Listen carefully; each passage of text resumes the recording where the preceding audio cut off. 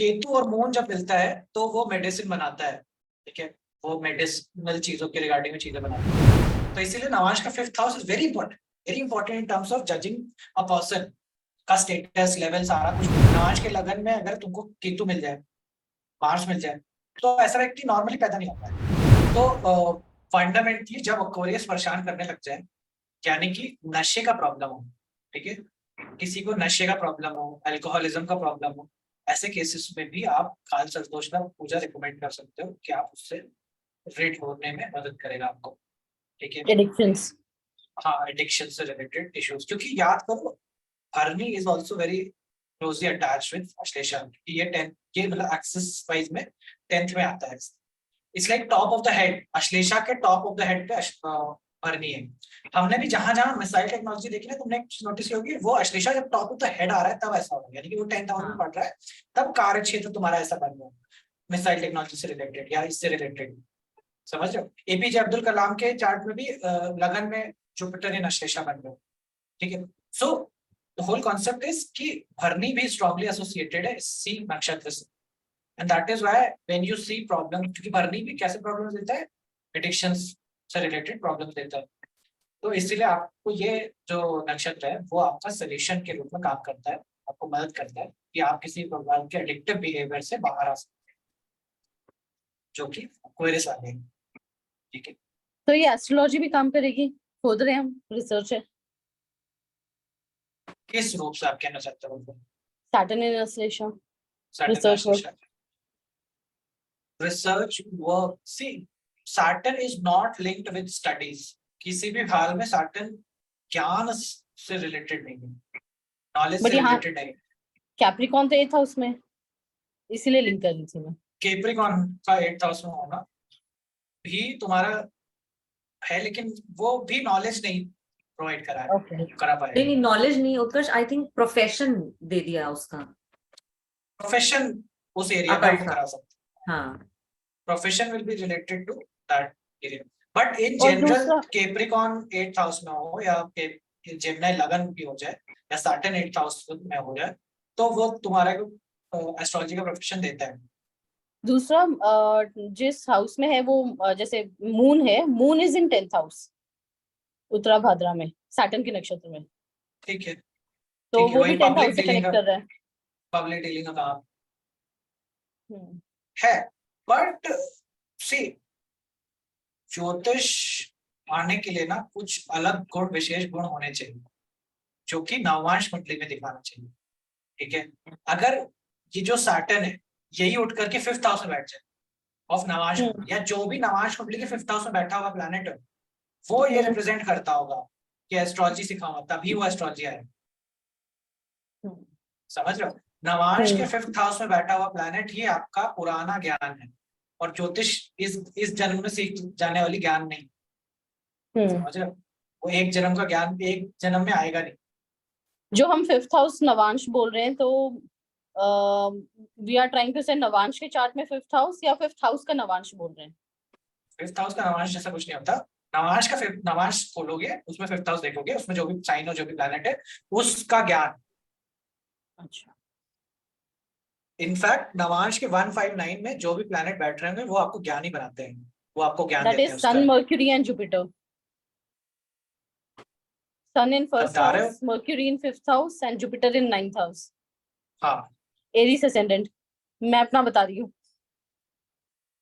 ठीक है, लेकिन आप टॉरस हो, आपका नहीं, मैं नवांश टॉरस का जेमिनी है। हूँ। नहीं, नहीं, मेरा नवांश नवांश एरीज है। नहीं, आप हो एरीज हो, लेकिन आपके आपके हस्बैंड पॉलिटिकल बैकग्राउंड से नहीं है। नहीं है। हाँ, तो याद करो दीपांशु सर वाला वो लेक्चर, सर ने बोला था ना आपके हस्बैंड लेकिन सिंगर है। He is not singer but yeah, मतलब he likes singer to sing। ऐसा अलग कला का कोई गुण है कि नहीं? हाँ है। तो टॉरस आ गया ना। सर ने क्या बोला था, नवांश का लगन क्या बताएगा, आपके हस्बैंड का क्वालिटी बताता हो। तो अगर एरीज होगा तो आपके हस्बैंड का फैमिली बैकग्राउंड और आपके हस्बैंड कैसे होंगे, मार्शियन टाइप के हो जाएंगे। ओके। और नहीं होगा नवांश का लगन टॉरस का, तो टॉरस का होगा तो कैसे हो जाएंगे, कलात्मक, गुणात्मक, सुंदर दिखने वाले, ऐसा हो जाएंगे। हाँ, ये सब तो है। तब करेक्शन करेक्शन मेरा बीटीआर हो गया। उसी टाइम पे तो बात हुई थी, आप जब उस टाइम पे थे तब आपने ध्यान नहीं दिया। हाँ डिस्कशन किया बट करेक्शन नहीं किया था ना मैंने। करेक्शन नहीं, वही है कि वो ना लगन में बैठा हुआ, नवाज का लगन जो है वो इस तरह से समझ में आता है कि हस्बैंड या वाइफ किस उसमें है, किस बैकग्राउंड से है। सर ने ओपनली बताया था, आपने यूज नहीं किया। हम्म। तो ये ठीक है। ओके ठीक है। तो आप देखो कौन से प्लैनेट आ रहे हैं 159, ठीक है। तो उसके बाद क्या बता, क्योंकि जो आपने कॉम्बिनेशन बताया ना, जुपिटर एक तरफ, सन मरकरी एक तरफ, ये मैंने अरविंद जी के चार्ट में देखा था।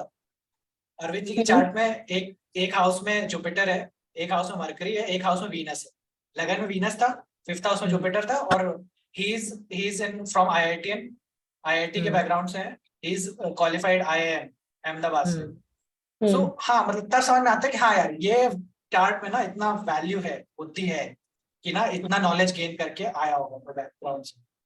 वीनस, जुपिटर, मरकरी, ये तीन ही प्लैनेट है जो केंद्र में है, प्राइम में है। तो पता चलता है ना कि वो उस तरह आप बोल रहे हो, उस तरह से तो आपका फिर बैकग्राउंड होना चाहिए वैसा, कि आप आईआईटी आईएम से, कहीं ऐसे बिगर इंस्टीट्यूशन से आ रहे हो, उस तरह के ये नॉलेज से उनके आ D1 में है, D9 में है? रहे हो।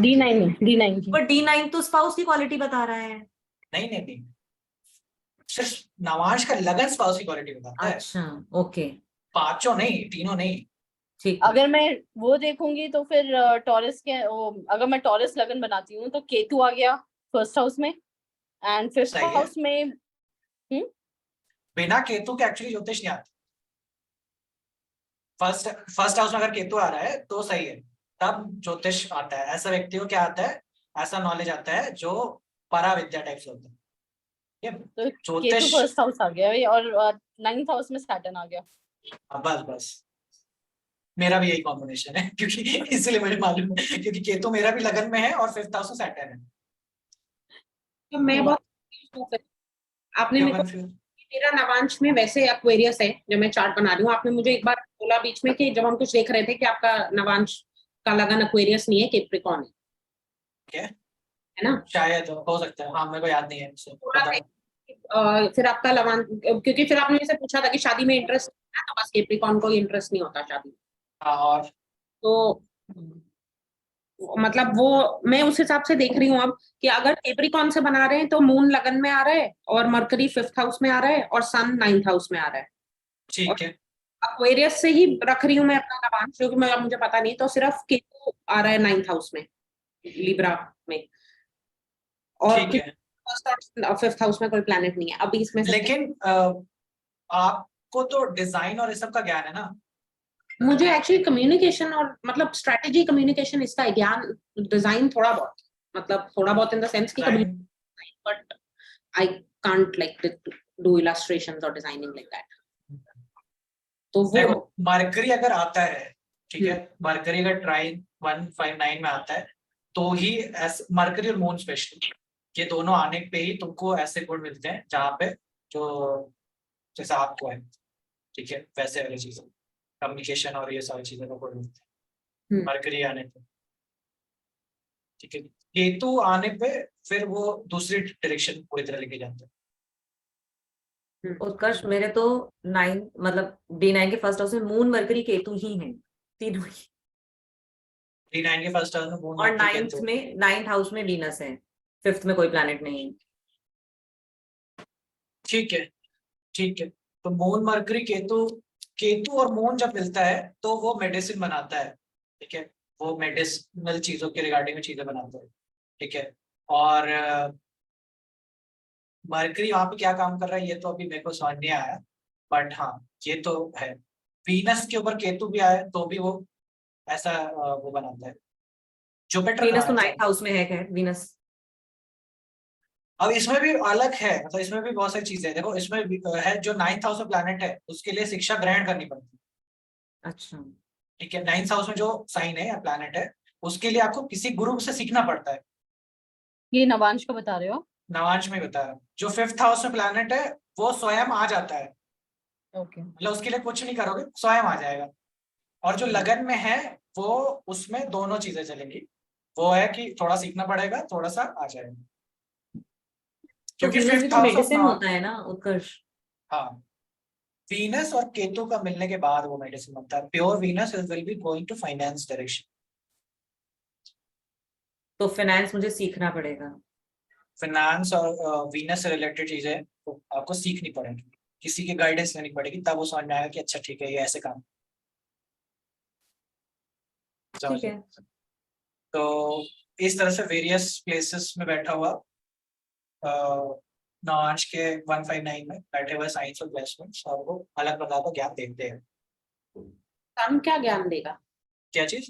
सन क्या ज्ञान देगा, मतलब इसमें प्लैनेट का वो कैसे मिलता है? सन म्यूजिक का क्या देता है? वीनस सन- नहीं दे रहा म्यूजिक का, सन दे रहे हैं। हाँ सन एक्चुअली लता मंगेशकर के चार्ट में देखोगे कि नवांश के 11 159 में तो सन बनता है। सन और मून के, मून और सन दोनों है जो कला और उसका ज्ञान देते हैं। वेरियस मतलब प्लैनेट। अगर किसी के चार्ट में हमें प्रिडिक्शन करना हो, समटाइम्स पीपल आस्क यू ना कि ये क्या पढ़ेगा, हाँ तो एक तो हम D1 से देखते ही हैं, लाइक बच्चे के चार्ट में हाँ कि क्या या क्या स्ट्रीम लेनी है, तो D1 चार्ट से हम चेक करेंगे फिफ्थ हाउस से और 9th हाउस से, और फिर correct। D9 से हम चेक करेंगे फाइनली कि क्या मतलब उसको ज्ञान एक्चुअली हाँ मिल। मेरे हिसाब से D9 को बस एज अ श्योरिटी के लिए देख लो। प्रेडिक्शन के लिए नक्षत्र यूज करो, मतलब क्या पढ़ना है क्या करना है उसके लिए बस ये 10th हाउस में बैठा हुआ साइन और लगन में बैठा हुआ नक्षत्र, ये दोनों पे बस फोकस रखे रहो, ऑटोमेटिकली तुमको उसका कार्य क्षेत्र पता चल जाएगा। जब कार्य क्षेत्र पता चल गया, सैटर्न का नक्षत्र पता चल गया, तो तुम्हें फिर अंदर जाने की जरूरत नहीं है। हाँ किसी का स्टेटस समझना हो, किसी का लेवल समझना हो कि किस लेवल पे व्यक्ति का नॉलेज है, कि बेस है क्या है, वो सब देखने के लिए तुम्हें फिर नवांश को खोलना चाहिए। ठीक है, या कोई सा प्लेनेट जा रहा है खराब हो रहा है तो नवांश के 6 8 12 में तुमको देखना पड़ेगा कौन सा पेंडिंग कर्मा है किस प्लेनेट से पेंड। जैसे कि टीचर्स के चार्ट में तुमको एक, अभी ये वर्किंग रिसर्च मतलब काम चल ही रहा है, टीचर्स के चार्ट में तुमको mercury 6th house of Navamsa मिलेगा। पेंडिंग कर्मा किसका है? बच्चों का। मतलब कोई भी टीचर बनता है तो उसको तुमको मरकुरी का नक्षत्र या मरकुरी का planet 6th house of Navamsa में मिलना चाहिए, तब वो टीचर बनता है, छोटे बच्चों को पढ़ाने वाला। ये बड़ा कंफ्यूजन है, मुझे अपने ही चार्ट में कंफ्यूजन है, टेक्निक ठीक है, क्योंकि अगर हम केप्रिकॉन बना रहे हैं वो मून मरकरी वो भी सेट हो गया, लेकिन फिर 6th हाउस में जेमिनाई का साइन आ रहा है, और पेंडिंग कर्मा तो हमने निकाला ही हुआ है मासेस के अगेंस्ट, वो तो फिट नहीं हो रहा। फिर जैसे ही केप्रिकॉन लगन बनेगा मेरा पेंडिंग कर्मा नहीं फिट होएगा।